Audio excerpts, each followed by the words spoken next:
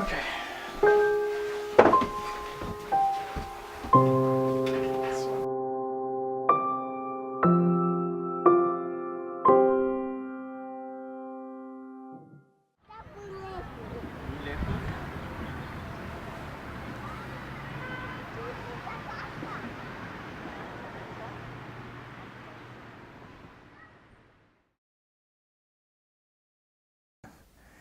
My mom restricted my television time so that I was only allowed to watch television in the morning on Saturdays. The rest of the time there were drawing materials out and paper and stencils, and I could do drawing.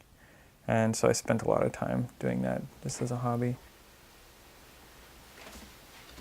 My great-grandfather and 3 other gentlemen purchased this property in 1901, and so it's kind of like a private wilderness, and I used to be able to go up there and just get lost in the woods and around the small little streams and brooks, and there's so many beautiful wildflowers and insects.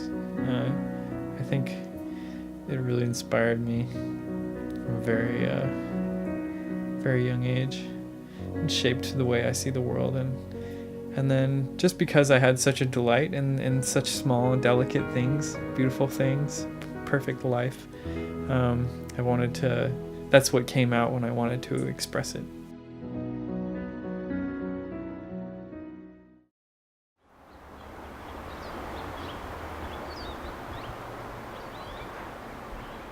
And then when I was a little older, I was in a group of boys that liked to draw all kinds of war scenes and people getting mutilated in different ways and things like that. And they all compared their drawings to each other, and I kind of tried to tag along. And my cartoons weren't on the same level with theirs, but it became sort of a little bit of a hobby to draw things and render things. So I fell into it really naturally. And then high school, I was drawing a little bit too. I had a drawing class, which didn't work out so well. My art teacher had a very structured way of planning drawings, which I didn't. Yeah, I didn't work that way, and I couldn't work that way. But I still liked to draw. But I would draw things that he wouldn't really approve of. And I let it go a little bit until I was in college and I started drawing again. Well, first I need to get a pen that's pretty much out of ink. All this stuff is done with these pens when they're almost dead. And I want to add like a lot of texture to the tree, but I can't do that with a pen that's at this stage. So I have to kind of like wait, you know, do things like this and just use up ink.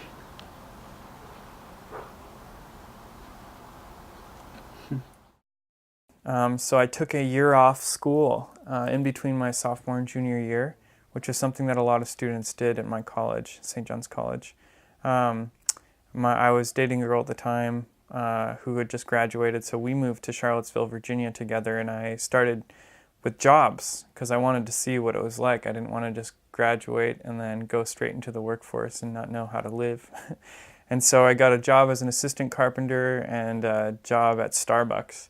Both of which were terrible jobs, and I didn't enjoy them at all. But I was sewing pillows actually on the side just for fun. My mom gave my girlfriend at the time a sewing machine as a graduation gift, that one over there, and I was just using it, just making some hammocks for our cats and some pillows and stuff, you know, just because I wanted to know how to use the machine, and I taught myself. And I made some nice things, and then my girlfriend's mom suggested I take them to the farmer's market. So I took them to the farmer's market, and I sold out all my pillows. And so that's how I started going to markets, and I started selling my drawings alongside them at the same time. And then when I graduated from college in philosophy and like ancient Greek language, without any employable skills, obviously, I didn't really have anything else planned, and so I started selling my art at markets full time, and I was able to do quite well.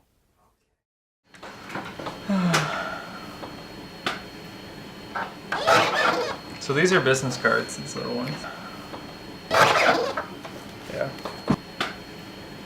Yeah, you take the business card.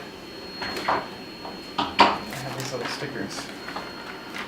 I have these stickers for for the ones on photo paper and a stamp for the ones on cotton paper. Stick it on like that.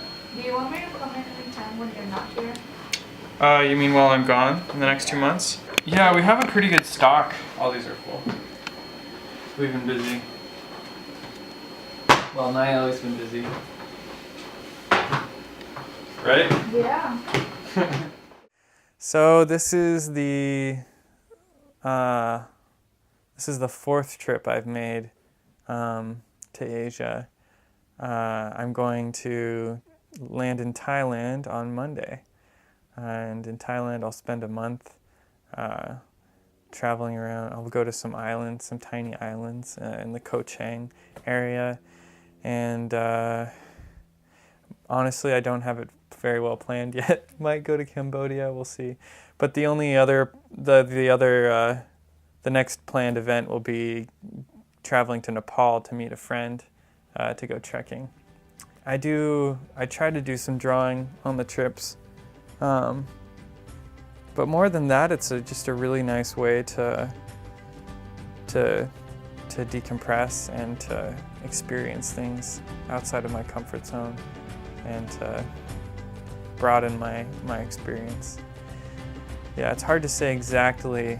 It's not so simple as I see things while I'm traveling that strike me and I draw them, but something about the traveling changes me and I think makes me a better artist.